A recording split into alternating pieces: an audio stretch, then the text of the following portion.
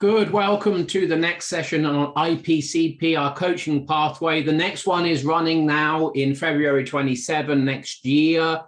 These videos to support you in understanding why you should be joining that. So this evening or last night, Jay ran a session and we ran into the coach's cognitive biases. So we're going to explore slightly that with the Headley and see how that is valuable and necessary for you to be across. Any questions that you have about the coaching pathway, when this video gets posted, put them in the comments and then Jay or I will respond directly to you. So Jay, cognitive biases from the coach perspective, what are you discovering?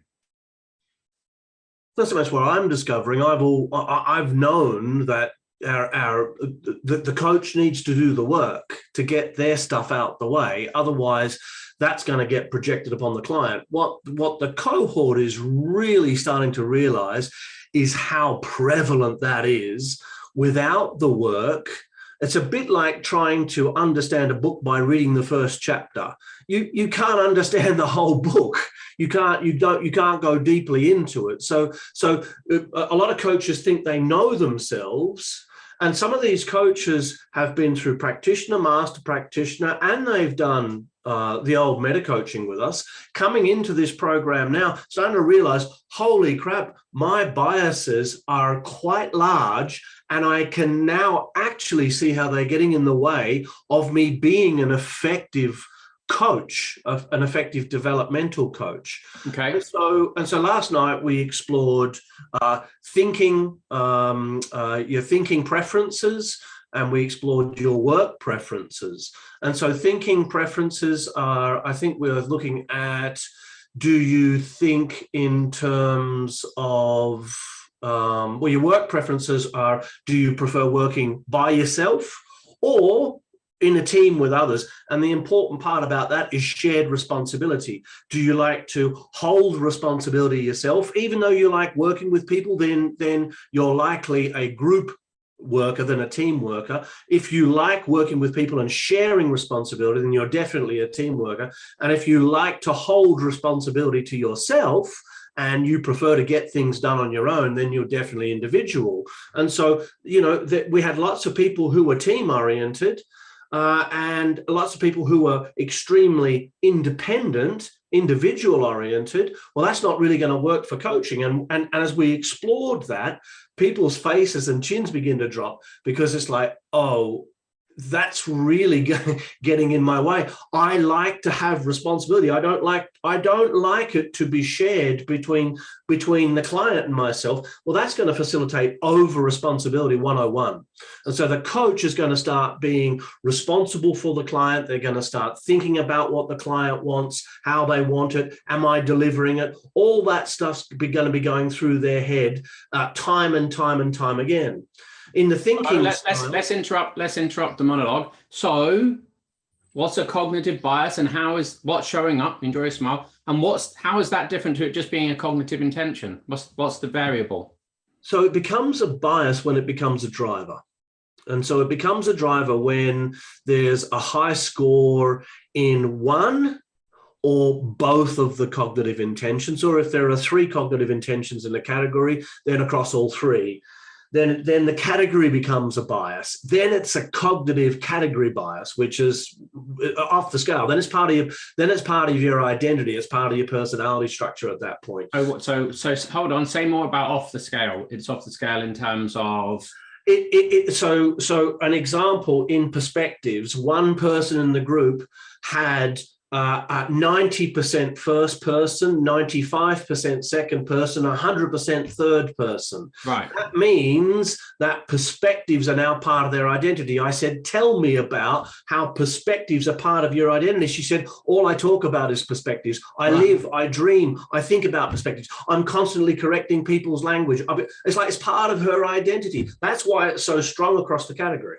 So the whole category becomes a driver. How does that play out as a bias for that student particularly, without going into who that was? because they'll be constantly just coming back to perspectives. They won't be referencing anything else other than perspectives. They won't be referencing cognitive biases. They won't be referencing beliefs. They won't be referencing values. They'll just go, this is a perspective problem, because that's all there is. It's like tunnel vision. And so suddenly, well, that's your perspective, in his or her relationships, primary relationships. Well, that's your perspective, sweetheart. It's not my perspective. Can you hear how subjective that is? They're getting into arguments over whose perspective it is, because it's part of the identity structure now. Yeah. And so the bias is what, though? The bias is a category bias. Right.